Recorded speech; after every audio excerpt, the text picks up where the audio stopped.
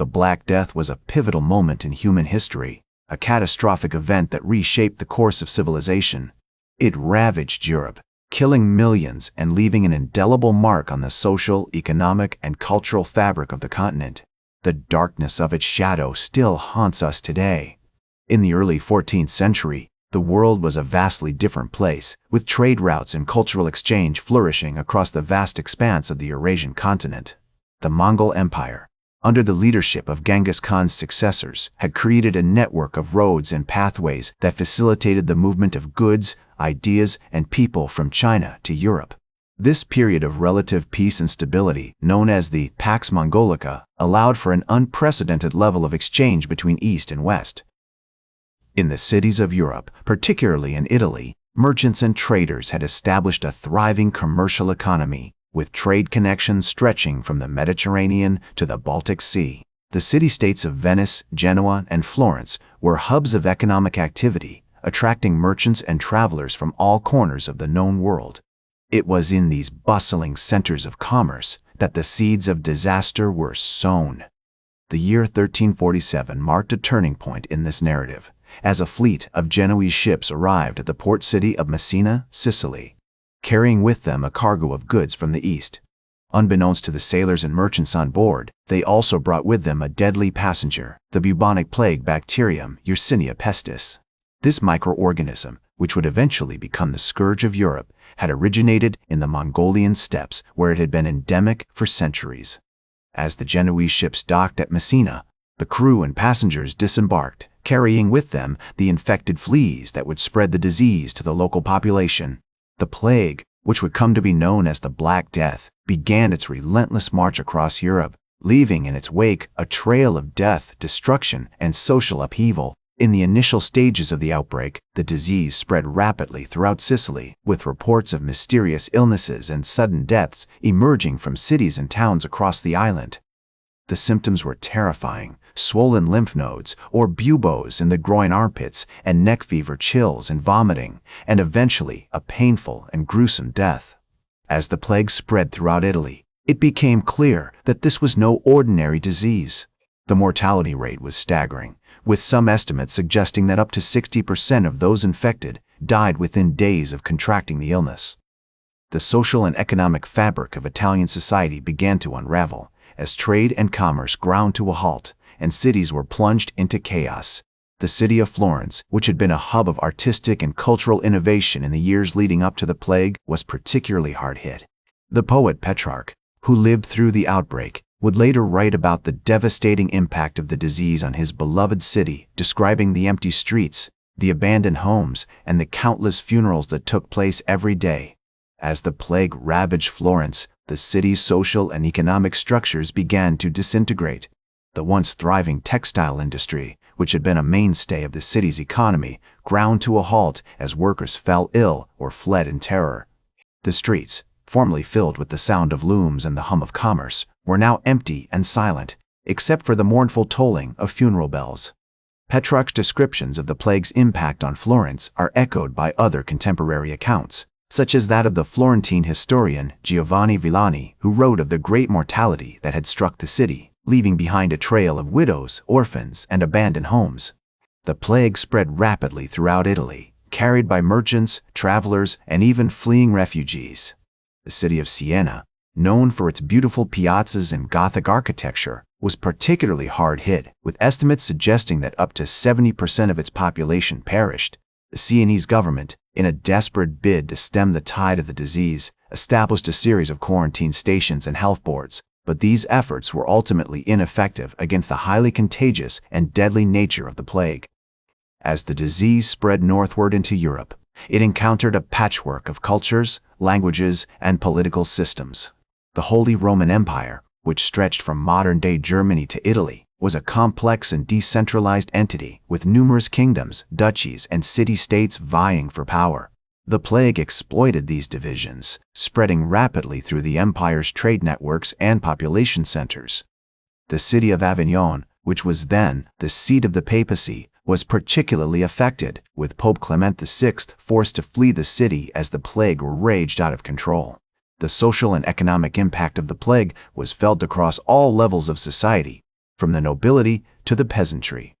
As trade and commerce ground to a halt, the traditional feudal systems that had governed medieval Europe for centuries began to break down. Lords and vassals, who had once relied on their serfs and peasants to work their lands, found themselves facing a severe labor shortage as the plague decimated the rural population. This, in turn, led to increased social mobility as survivors of the plague were able to demand higher wages and better working conditions from their lords. In England, the plague had a profound impact on the country's language, culture, and identity. The English language, which had been heavily influenced by French and Latin, began to emerge as a distinct and separate entity as the plague disrupted the traditional channels of cultural transmission.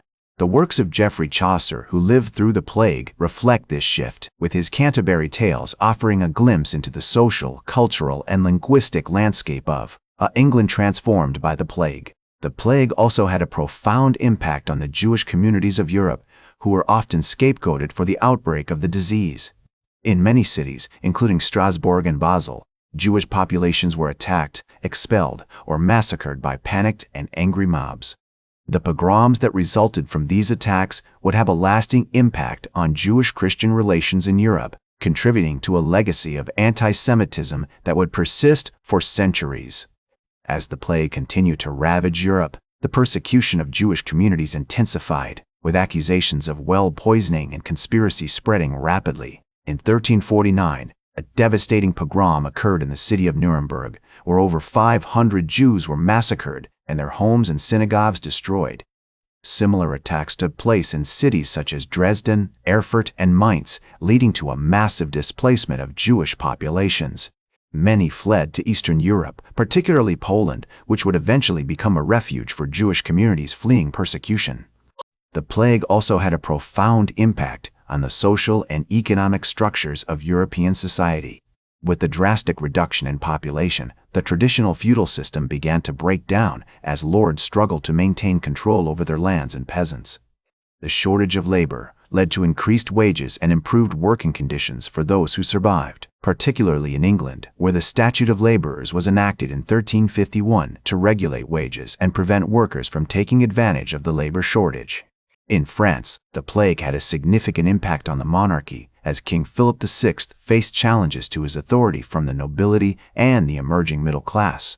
The king's decision to impose heavy taxes to finance his military campaigns against England only added to the social unrest as the burden of taxation fell heavily on the common people. The plague also disrupted the traditional trade networks between France and Italy, leading to a decline in the French economy and a rise in inflation. As the plague spread to Scandinavia, it had a devastating impact on the region's sparse population. In Norway, the plague is estimated to have killed over 60% of the population, leading to a significant decline in the country's economic and cultural development. The city of Bergen, which had been an important trading center, was particularly hard hit, with many of its merchants and traders dying or fleeing the city. In the midst of this chaos and devastation, there were also examples of remarkable resilience and adaptability. In the city of Milan, the Duke Gian Galeazzo Visconti implemented a series of innovative measures to combat the plague, including the creation of a health board, quarantine stations, and public hospitals. The Duke's efforts helped to reduce the spread of the disease in Milan, and his example was later followed by other cities in Italy. The plague also had a profound impact on the development of medicine and public health in Europe. As the disease ravaged communities, doctors and healers began to question traditional medical practices and seek new approaches to treating the sick. The work of physicians such as Giovanni Boccaccio's friend, Gentile da Foligno, who wrote one of the earliest treatises on the plague, helped to lay the foundations for a more scientific approach to medicine. In the cities of Italy, particularly Florence and Venice, the plague led to significant advances in public health infrastructure, including the creation of hospitals, sanitation systems, and quarantine stations. The establishment of these institutions marked an important turning point in the development of modern public health, as cities began to recognize the importance of collective action in preventing the spread of disease. As the plague continued to spread across Europe, it left behind a trail of social, economic, and cultural devastation, but also sparked important innovations and changes that would shape the course of Western history. The year 1350 marked a turning point in the pandemic as the number of new cases began to decline in some regions, while others continued to experience high mortality rates. The city of Paris, which had been relatively spared until this point, was now experiencing a severe outbreak, with thousands dying every week. The plague's impact on the University of Paris, one of the leading centers of learning in Europe, was particularly significant. Many of the university's scholars and professors died or fled the city, leading to a decline in academic activity and a disruption of the traditional transmission of knowledge. However, the university also played an important role in responding to the plague, as scholars such as Thomas Bradwardine wrote treatises on the disease and its causes. In England, the plague had a profound impact on the country's monastic communities, many of which were devastated by the disease. The monks of the Benedictine Abbey at Glastonbury, for example, were particularly hard hit, with over 50% of the community dying in a single year. The plague also led to significant changes in the way that monasteries were organized and managed, as communities struggled to cope with the loss of so many members. As the plague continued to recede in some areas, cities like Paris and London began to rebuild and recover. In 1351, the City of London experienced a significant decline in mortality rates, with the number of deaths decreasing by over 50% compared to the previous year. This decline was attributed to the implementation of new public health measures, such as quarantine stations and sanitation systems, which had been established during the height of the pandemic. In Italy, the city of Florence began to experience a resurgence in economic activity, with merchants and traders returning to the city's markets.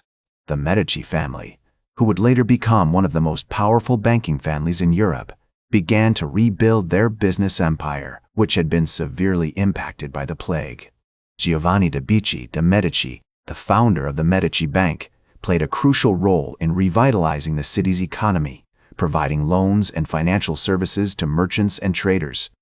As trade and commerce began to recover, cities like Bruges and Antwerp in Flanders experienced a significant increase in textile production, with wool and cloth becoming major exports. The Hanseatic League, a confederation of merchant guilds and cities, played a crucial role in facilitating trade between the Baltic region and Western Europe, helping to stimulate economic growth and recovery. In England, the plague had a profound impact on the social and economic structure of society. The significant decline in population led to a shortage of labor, which in turn drove up wages and improved working conditions for peasants and laborers. The Statute of Laborers, enacted in 1351, attempted to regulate wages and prevent workers from taking advantage of the labor shortage, but it ultimately failed to stem the tide of social change. The plague also had a profound impact on the church, with many clergy dying or fleeing their parishes. This led to a significant decline in the church's authority and influence, as well as a growing sense of disillusionment among the population. The flagellant movement, which emerged during the plague years, emphasized penance and self-mortification as a means of atoning for sins and appeasing God. This movement gained widespread popularity, particularly in Germany and the Low Countries. In 1353, the city of Constantinople experienced a severe outbreak of the plague, which weakened the Byzantine Empire and paved the way for the Ottoman conquest of the city in 1453. The plague also had a significant impact on the Mongol Empire, with the Khanate of the Golden Horde experiencing a significant decline in population and economic power. As the plague finally began to recede in the late 1350s, Europe was left to grapple with the social, economic, and cultural consequences of the pandemic. The significant decline in population had led to a fundamental shift in the balance of power between laborers and landowners, with peasants and workers gaining greater freedom and autonomy. The plague had also accelerated the growth of cities and trade, laying the foundations for the emergence of a new capitalist economy. In the aftermath of the plague, there was a growing sense of cultural and artistic renewal, as writers, artists, and musicians sought to make sense of the trauma and devastation that had occurred. Geoffrey Chaucer's Canterbury Tales, written in the late 14th century, reflected the changing social and cultural landscape of England, while the works of Giovanni Boccaccio and Petrarch in Italy helped to lay the foundations for the Renaissance humanist movement. The plague also led to significant advances in medicine and public health, as doctors and healers began to develop new treatments and prevention strategies. The establishment of hospitals, sanitation systems, and quarantine stations marked an important turning point in the development of modern public health, with cities recognizing the importance of collective action in preventing the spread of disease. As the 14th century drew to a close, Europe was slowly beginning to rebuild and recover from the devastating impact of the plague. The pandemic had left deep scars, but it had also created new opportunities for social, economic, and cultural change.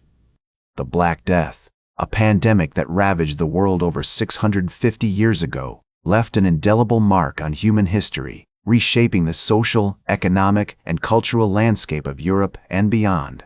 It was a crucible of suffering, transformation, and rebirth, forging a new era of growth, innovation, and progress that would ultimately give rise to the modern world as we know it today. The Black Death may be a relic of the past, but its impact continues to reverberate through the ages, a poignant reminder of our shared resilience and the enduring power of the human spirit. Thank you for joining me throughout this historical journey. That's all for today's History with Herodotus. Remember to like, share, and subscribe. And until next time, remember that, to understand the present, we must first understand the past.